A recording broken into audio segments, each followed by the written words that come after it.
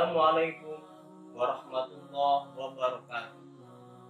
Alhamdulillah, wassalatu wassalamu ala rasulillah wa ala alihi wa sahbihi wa mawalah amma ba'd. Sahabat ikhwafillah rahimakumullah, berjumpa kembali dengan saya Yadi Muhammad Aras dalam acara Ngopi Ngobrol Penuh Inspirasi.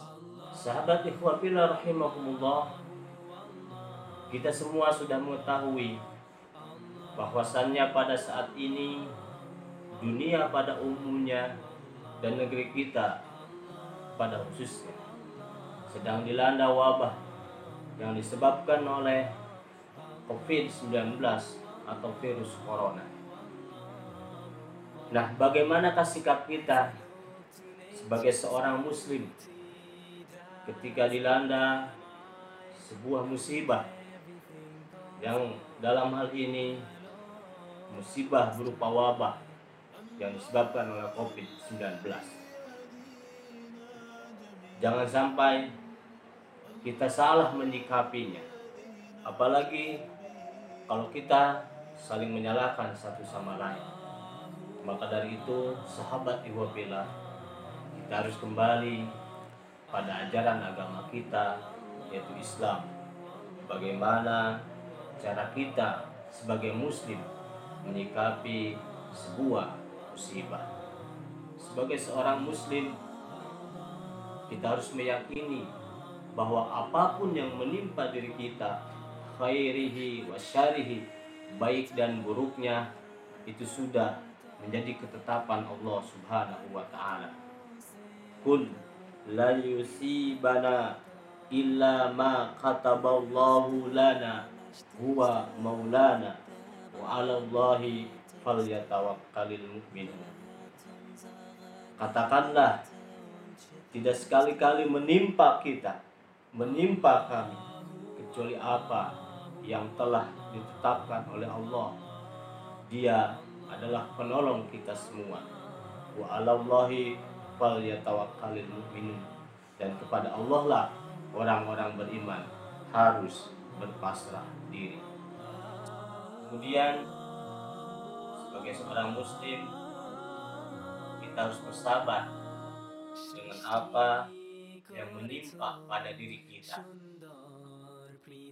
Allah Subhanahu wa ta'ala berfirman, wala nabluwannakum bisyai'in minal khawf wal ju'i wa naqsin minal amwal wal anfusi wath thamarat wa basyiris sabirin. Wala nabluwannakum, dan sungguh kata Allah, kami akan menguji kalian bisyai'in minal khawf, dengan sedikit dari rasa takut, wal ju', dan kelaparan, wa naqsin minal amwal, kekurangan harta benda, wal anfusi, kekurangan, kehilangan jiwa, wat thamarat, dan buah-buahan, wa basyiris sabirin, dan berilah kabar gembira pada orang-orang yang sabar. Sabar bukan berarti berpasrah diri menunggu keajaiban dari langit, tetapi sabar adalah ikhtiar dan doa yang disertai tawakal, kepasrahan diri kepada Allah Subhanahu wa ta'ala. Oleh karena itu, kita harus berikhtiar dan berdoa agar Allah Subhanahu wa ta'ala segera mencabut wabah ini dan berpasrah diri kepada Allah Subhanahu wa ta'ala. Kemudian kita renungkan apa hikmah di balik musibah ini. Kullu syai'in hikmatun, segala sesuatu itu mengandung hikmah, dan kita yakin musibah wabah COVID-19 ini pun mengandung hikmah. Karena itu, kita harus renungkan apa hikmah di balik wabah ini, agar menjadi pelajaran bagi kita semua. Maka dalam kesempatan ini, saya ingin mengajak sahabat ikhwafillah rahimakumullah untuk bersama merenungkan apa hikmah di balik wabah COVID-19 ini. Sahabat ikhwah fillah rahimakumullah, wabah COVID-19 ini disebabkan oleh virus. Kita tahu bahwasannya virus itu adalah makhluk Allah yang sangat kecil. Tetapi makhluk kecil ini bisa membuat manusia ketakutan. Di sini kalau kita tangkap, Allah Subhanahu wa Ta'ala ingin memperlihatkan kepada manusia akan kemahakuatannya, akan kemahakuasaannya, akan kemahagagahannya, agar manusia menyadari bahwa dirinya lemah. Karena banyak manusia yang lupa bahwa dirinya lemah, sehingga muncul kesombongan dalam dirinya. Ada manusia yang sombong dengan kekuatannya, dengan kepintaran dan ilmunya. Saya punya nuklir, saya bisa menghancurkan manusia dalam sekejap mata. Ada juga manusia yang sombong dengan hartanya. Dia bisa merajai, bisa menguasai perekonomian dunia, sehingga muncul kesombongan dalam dirinya. Ada juga manusia yang sombong dengan jabatannya, dengan kekuasaannya. Dengan kesombongannya ini, dia lupa akan kemahaperkasaan Allah. Dia lupa akan kemahakuatan Allah. Dia lupa akan kemahakuasaan Allah Subhanahu wa Ta'ala.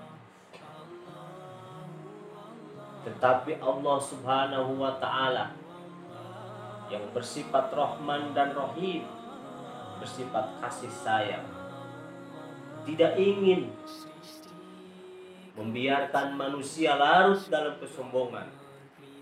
Oleh karena itu, Allah Subhanahu wa Ta'ala mengirimkan makhluknya yang kecil yang bernama virus untuk mengingatkan manusia bahwa dirinya itu adalah lemah, untuk mengingatkan manusia bahwa yang maha perkasa, yang maha kuat, yang maha berkuasa adalah Allah Subhanahu wa Ta'ala.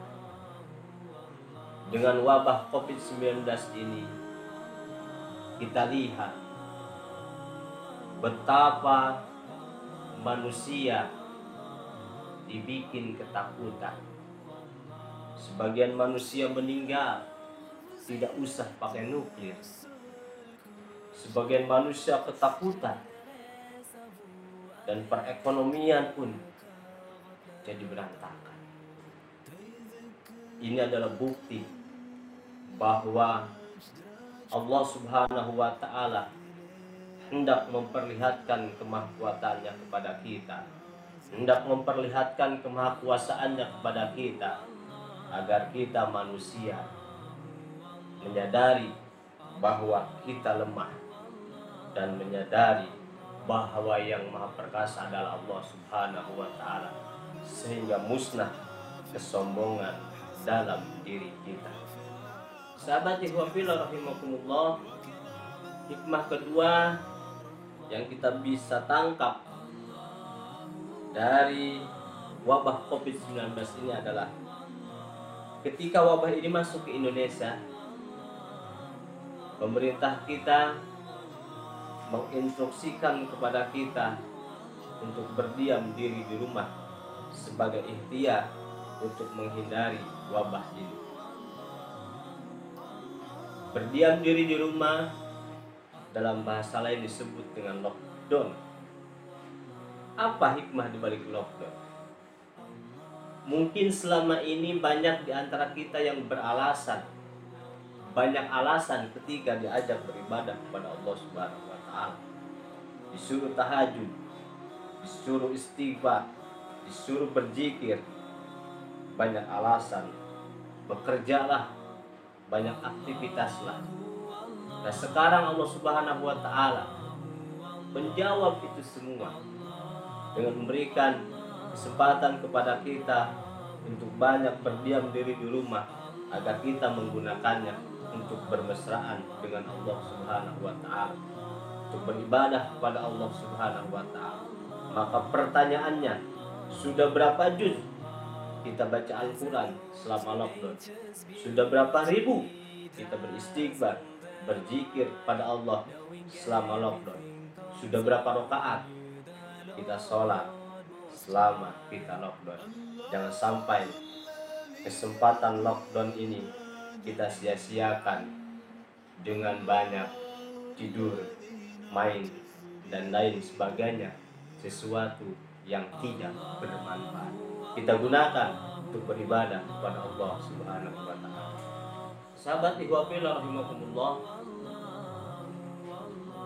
ketika wabah Covid-19 ini masuk ke Indonesia, pemerintah kita pun menginstruksikan agar kita tidak berkerumun, berkumpul bersama-sama.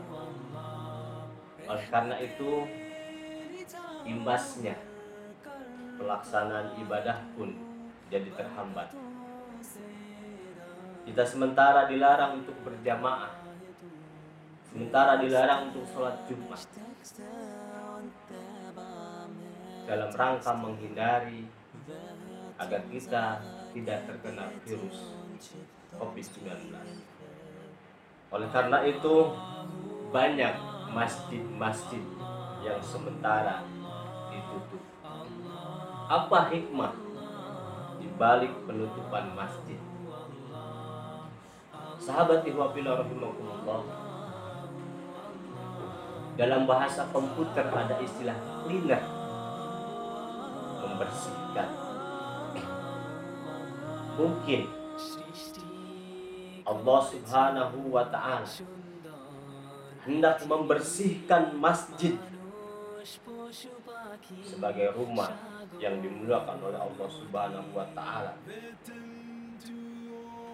Karena kalau kita lihat banyak masjid yang tidak digunakan sebagaimana fungsinya, apalagi ketika masa politik, masjid banyak digunakan untuk berpolitik, banyak digunakan untuk berkampanye, mengkampanyekan kepentingannya.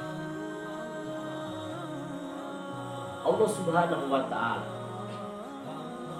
hendak membersihkan itu semua agar kita kembali menyadari akan fungsi masjid itu sendiri, yaitu untuk beribadah kepada Allah Subhanahu wa ta'ala. Bahkan sampai Masjidil Haram pun ditutup untuk sementara. Ini kenapa? Mungkin Allah Subhanahu wa ta'ala pun ingin membersihkan Masjidil Haram dari tujuan-tujuan selain Allah Subhanahu wa ta'ala. Mungkin banyak dari kita yang datang ke Masjidil Haram tujuannya hanya untuk selfie dan lain sebagainya. Maka dengan wabah ini Allah hendak membersihkan masjid, membersihkan juga Masjidil Haram dari tujuan-tujuan selain Allah. Makanya oleh Allah ditutup sementara dalam rangka cleaner, pembersihan dari tujuan selain Allah Subhanahu wa ta'ala. Sahabat ikhwah fillah rahimakumullah, keempat, sebagai bahan ikhtiar agar kita terhindar dari wabah COVID-19 ini, pemerintah kita pun menginstruksikan agar kita memakai masker. Apa hikmah di balik penggunaan masker? Di balik penggunaan masker ada makna yang tersirat, yaitu agar kita mampu menjaga lisan kita. Salamatul insan bihifdzi lisan. Selamatnya manusia apabila dia mampu menjaga lisan.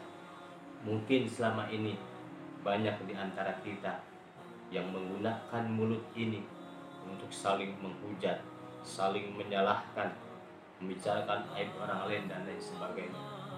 Banyak orang yang tidak berkompeten dalam satu bidang, dia menghujat ahlinya. Orang yang bukan ahli agama menghujat ahli agama. Orang yang bukan ahli ekonomi menghujat ahli ekonomi. Orang yang bukan ahli politik menghujat ahli politik.